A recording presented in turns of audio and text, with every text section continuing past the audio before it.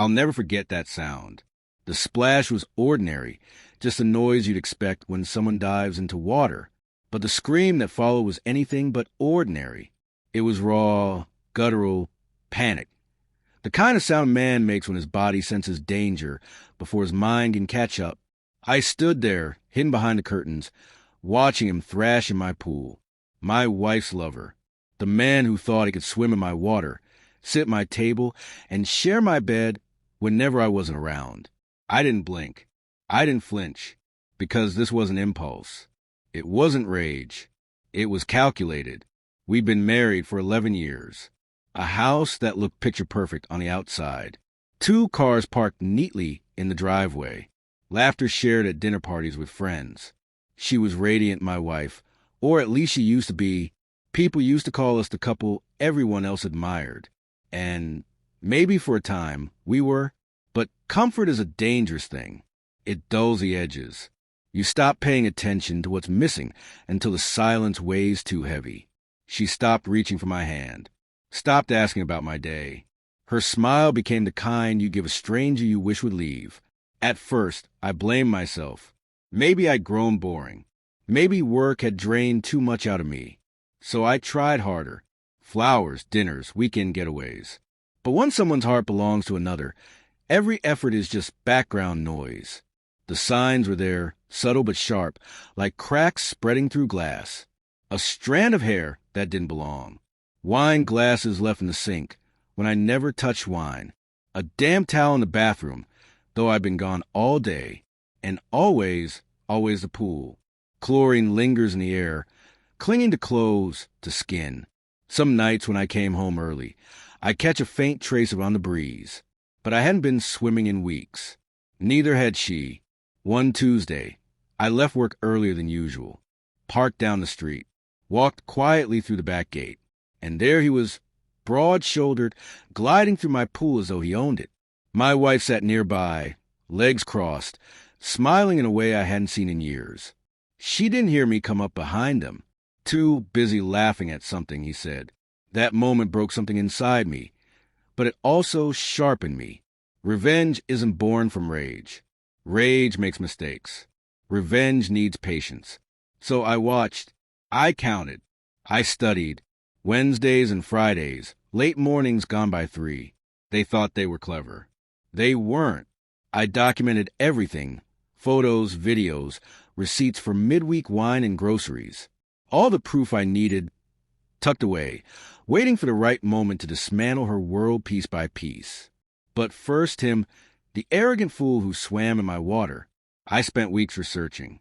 The body is far more fragile than people realize. A swimming pool is a control balance, chlorine, pH, stabilizers. Push it too far in one direction, and the water itself becomes hostile. I didn't need poison. Poison leaves trails. I needed something worse. Pain. Unseen, undeniable, devastating. I ordered what I needed online. Safe in small amounts, but catastrophic in the right dose. Enough to scorch a man's lungs if inhaled. Enough to make his skin feel like it was being set on fire. Thursday night. I poured it into the pool system. The pump hummed as usual, carrying the invisible mixture through the water. By morning, the trap was set. Friday, I called in sick. Told her I had meetings across town. She believed me. Of course she did. Liars always think no one else sees through them. By noon, he arrived. Right on time. Shirt off, muscles flexed, wearing that smug look. She kissed him quickly, nervously, but enough to twist the knife in me again. He stepped to the edge of my pool, and the scream came seconds later. His body convulsed, thrashing as though the water itself had turned against him. He clawed for air, coughing, gasping, eyes red, skin breaking out in angry welts. She panicked, rushing to him, shouting his name. She didn't notice me step out from behind the curtain, but the moment she did, her face drained white. Her mouth opened, but no words came. She knew. She didn't need to ask how much I'd seen. Get him out, I said, my voice calm, before he drowns. She dragged him to the edge, wrapped him in a towel. He whimpered like a child, stripped of all that fake bravado. I let the silence sit heavy between us. Her eyes darted to me, pleading, begging for mercy that didn't exist. I know everything, I told her, placing the folder on the table. Photos, times, dates, evidence so precise it left no room for denial. She flipped through the pages with trembling hands, each one a nail in the coffin of her lies. You had 11 years, I said quietly, and this is what you did with them. I didn't raise my voice, didn't throw anything. My calm cut deeper than rage ever could, because in that moment, she saw it clearly. I wasn't breaking. I was ending. By nightfall, he was gone. She begged me not to go to the police, not to ruin his life. I almost laughed. His life was already ruined. He'd carry those scars inside and out for years. And her? She had no idea what was coming. The divorce was swift, clean, unshakable. She didn't even fight once the evidence hit the table. My lawyer smiled through the whole thing. She left with a fraction of what she thought she'd get. Her reputation in ruins. Friends she once trusted kept their distance once the truth spread. And me? I walked away lighter. Free. Do I regret it? Not for a second.